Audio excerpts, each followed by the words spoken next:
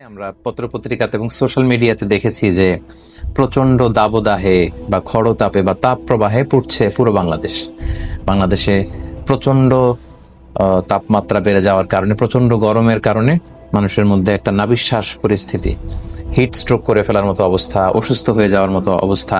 এবং যাদের সাথে আমরা কথা বলছি তারা প্রত্যেকেই খুব অস্বস্তিতে আছেন, অনেকে অসুস্থ, দোয়া চেয়েছেন আল্লাহ তাআলা তাদের সবাইকে সুস্থ রাখুন।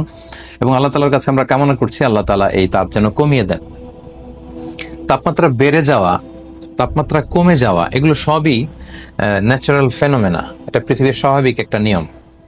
এবং এগুলোর অনেকাংশেই আমরাও দায়ী, কারণ আল্লাহ তাআলা বলেছেন যাহারাল ফাসাদু ফিল বাররি ওয়াল বাহরি বিমা কাসাবাত আইদিন নাস, জলে স্থলে যত বিপর্যয় এগুলো তোমাদের হাতের কামাই। কখনো শীত আসে, কখনো গরম আসে। আল্লাহ তাআলা শীত গ্রীষ্ম উভয়টার কথাই কোরআনে বলেছেন। আল্লাহ তাআলা বলেছেন লি ইলাফি কুরাইশ ইলাফিহিম রেহলাতা শীতাই ও সৈফ। শীতা মানে হচ্ছে শীতকাল, আর সৈফ মানে হচ্ছে সামার। অর্থাৎ গরম ঠান্ডা দুটোর কথাই কোরআনে আছে, দুটোই এই পৃথিবীতে থাকে, এটা একটা প্রাকৃতিক ব্যাপার। কিন্তু মাঝে মাঝে আমাদের কারণেই এই পৃথিবী অনেক বেশি ঠান্ডা হয়ে ওঠে, আবার অনেক বেশি গরম উত্তপ্ত হয়ে ওঠে। আমরা যদি দেখি যে আমরা যে পরিমাণে গাছ কাটি, আমরা যে পরিমাণে পাহাড় কাটি, আমরা যে পরিমাণে নদী সাগরগুলোতে ডাম্পিং করি, এগুলোর কারণে এই যে একটা ন্যাচারাল ইকো ব্যালেন্স, এটা নষ্ট হয়ে যাচ্ছে। এবং পরিবেশ বিজ্ঞানীরা বলছে যে ধীরে ধীরে পৃথিবীর তাপমাত্রা এতটাই বাড়ছে যে আমাদের পৃথিবীর দুই প্রান্তে যে মেরু অঞ্চল আছে, ওই আইসবার্গগুলো গলে গলে পৃথিবীর অনেক দেশ দেখা যাবে যে একটা সময় পানির নিচে চলে যাবে। এবং গরমের সময় হুট করে প্রচন্ড গরম পড়বে, এবং শীতকালে স্বাভাবিক নিয়মের বাইরে যে প্রচন্ড শীত পড়বে। এটা কিন্তু আমাদের হাতের কামাই। সো আমরা যেন প্রকৃতির সাথে কোনো বাদাবাজিতে লিপ্ত না হই, আমরা যেন প্রকৃতিকে প্রকৃতির মতো থাকতে দেই, আমরা যেন বেশি বেশি গাছ লাগাই, গাছ না কাটি, আমরা যেন বনাঞ্চলকে নির্মূল না করি, আমরা যেন প্রকৃতির যে স্বাভাবিক ফ্লো এটা যেন ঠিক রাখি। আমাদের নদী নালা, জলাশয়, সাগর, মহাসাগরগুলো, এগুলোর সাথে যেন এহসানের সাথে আমরা আচরণ করি। তাহলেই প্রকৃতি, আল্লাহ দেয়া এই পৃথিবী, এই বসুন্ধরা সুন্দর থাকবে এবং বাসযোগ্য থাকবে। তো আমরা যদি রাসূল সাল্লাল্লাহু আলাইহি ইসলামের গাইডেন্সের দিকে তাকাই, তাহলে দেখবো যে মদিনাতেও মাঝে মাঝে বৃষ্টি যদি কম হতো, রাসূল সাল্লাল্লাহু আলাইহি ওয়াসাল্লাম বৃষ্টির জন্য দোয়া করতেন, স্বস্তির জন্য দোয়া করতেন। রাসূল সাল্লাল্লাহু আলাইহি ওয়াসাল্লাম জুমার খুতবা দিচ্ছিলেন, এক সাহাবী এসে বলেন, ইয়া রাসূলুল্লাহ, বৃষ্টি নেই, মাটি ফেটে চৌচির, আমাদের জীবজন্তুগুলো মরে যাওয়ার অবস্থা, আমরা কি করবো? রাসূল সাল্লাল্লাহু আলাইহি ওয়াসাল্লাম জুমার খুতবার নিরবিচ্ছিন্নতাকে ভঙ্গ করে দুহাত উঁচু করে দোয়া করা শুরু করে দিলেন, আল্লাহুম্মা আগিসনা, আল্লাহুম্মা আগিসনা, আল্লাহুম্মা আগিসনা। অর্থাৎ হে আল্লাহ, আপনি বৃষ্টি দিয়ে আমাদেরকে সাহায্য করুন, হে আল্লাহ আপনি বাড়ি ধারা দিয়ে আমাদেরকে সাহায্য করুন, হে আল্লাহ আকাশ থেকে আপনি বর্ষণ করে আমাদেরকে সাহায্য করুন। বৃষ্টি না হলে, অনাবৃষ্টির সময় রাসূল সাল্লাল্লাহু আলাইহি ওয়াসাল্লাম আরো একটি দোয়া পড়তেন।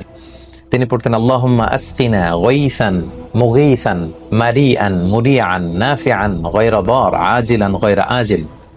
অর্থাৎ হে আল্লাহ, আপনি প্রচুর পরিমাণে বৃষ্টি নাজিল করুন, আপনি এই বৃষ্টির মাধ্যমে আমাদের এই জমিনকে ফার্টাইল করুন, উর্বর করুন, যাতে করে বৃষ্টি দিয়ে তৃণলতা, গাছপালা জন্মায়, আমাদের গবাদি পশুগুলোর উপকার হয়, আমাদের উপকার হয়। এবং নাফিআন গায়রা দার, এমন বৃষ্টি যেটা আমাদের কল্যাণে আসে, অকল্যাণ না হয়, ক্ষতি না হয়, কোনো ধরনের হার্ম যাতে আমাদের না হয়। আজিলান গায়রা আজিল, আল্লাহ ডিলে না করে এখনই আপনি বারিধারা বর্ষণ করুন, এখনই বৃষ্টি নাজিল করুন।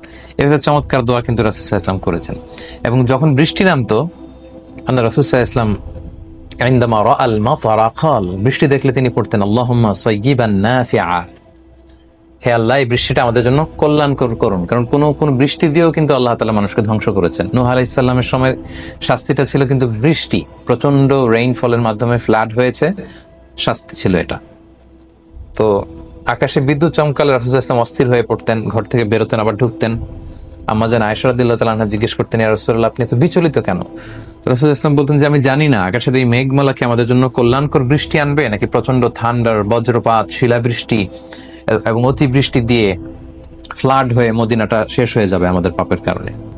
তো রাসূল সাল্লাল্লাহু আলাইহি ওয়াসাল্লাম কিন্তু এভাবে রিঅ্যাকশন দেখাতেন। তো সম্মানিত শুধু আমরা যেন বৃষ্টির জন্য দোয়া করি। রাসূল সাল্লাল্লাহু আলাইহি ওয়াসাল্লাম সাহাবাদেরকে নিয়ে বৃষ্টির জন্য দোয়া করেছেন। আমাদের বাংলাদেশে বিভিন্ন জায়গায় বৃষ্টির জন্য দোয়া হচ্ছে, এটা একটি হারিয়ে যাওয়া সুন্নাহ।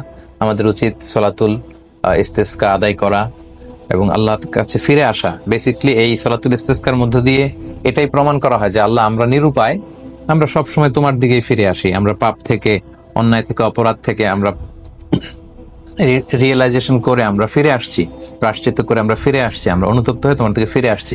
এই ফিরে আসাটা, এই আকুতিটা, এই কাকুতিটা আল্লাহ তাআলা দেখতে বড্ড পছন্দ করেন। তো যাদের সুযোগ হয় আমরা যেন সূরাতুল ইস্তিসকা পড়ি এবং এই দোয়াগুলো যেন করি। আল্লাহ তাআলা হিমেল শীতল ঠান্ডা বাড়ি বর্ষণ করে আমাদের প্রিয় মাতৃভূমি বাংলাদেশের এই প্রচন্ড তাপদাহকে আল্লাহ তাআলা যেন কমিয়ে দেন। এবং আমরা দেখেছি যে ঢাকায় 40 ডিগ্রি সেলসিয়াস তাপমাত্রা রেকর্ড হয়েছে এবং বাংলাদেশের সর্বোচ্চ 42 ডিগ্রি তাপমাত্রা, যেটা বিগত প্রায় 50-60 বছরও এরকম হয়নি। 60-এর দশকে এরকম তাপমাত্রা উঠেছিল। সো ব্যাপারটা খুবই জনজীবন অতিষ্ঠ হয়ে উঠছে, মানুষ খুব কষ্ট পাচ্ছে। আমরা আল্লাহ তাআলার কাছে দোয়া করি আল্লাহ তাআলা যেন রহমের বৃষ্টি দিয়ে বাংলাদেশকে শীতল করেন।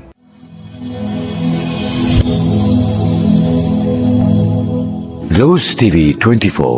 Enjoy by listening to the Holy Quran.